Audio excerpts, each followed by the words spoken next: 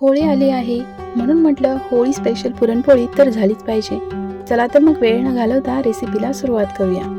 कुकरमध्ये मी 1 वाटी हरभरा डाळ घातली, यामध्ये 4 वाटी पाणी घातले। तुम्हाला एळवणी जास्त हवी असेल तर जास्त पाणी घालायचं। पाव चमचा हळद घालायची आणि 1 चमचा तेल घातलं। आता याला झाकण लावून 5 ते 6 शिट्ट्या काढून घ्यायच्या।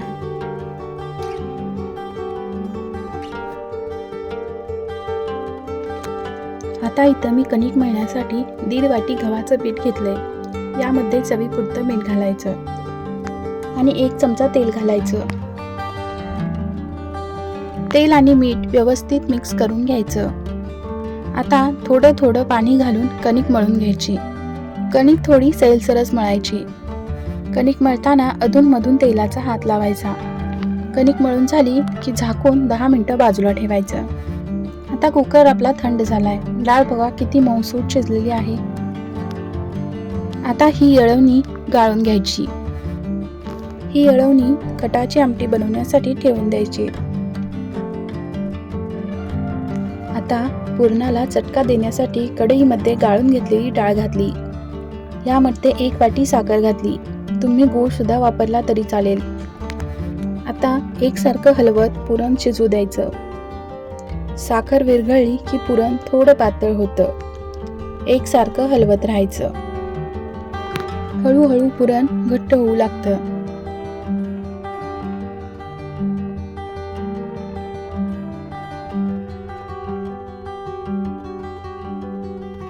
आता पुरण घट्ट झालेलं आहे।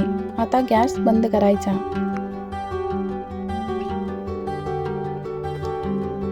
आता हे पुरण चाळणीमधून वाटून घ्यायचं।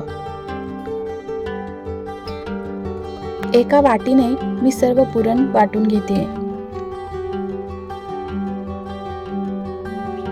सर्व पुरण मी वाटून घेतलेलं आहे। आता याचा गोळा करून घ्यायचा। आता झाकून ठेवलेली कणिक अजून 1-2 मिनिटं मळून घ्यायची आणि कणकेचा गोळा करून घ्यायचा। आता याला हाताने थोडं पसरवून घ्यायचं। यामध्ये पुरणाचा गोळा घालायचा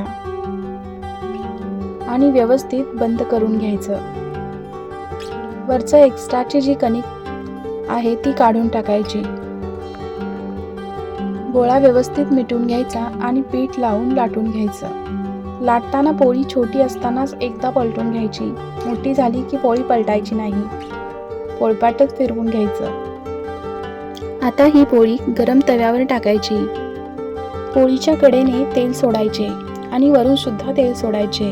खालची बाजू भाजली की पुरणपोळी पलटून घ्यायची आणि दुसरी बाजू भाजायची।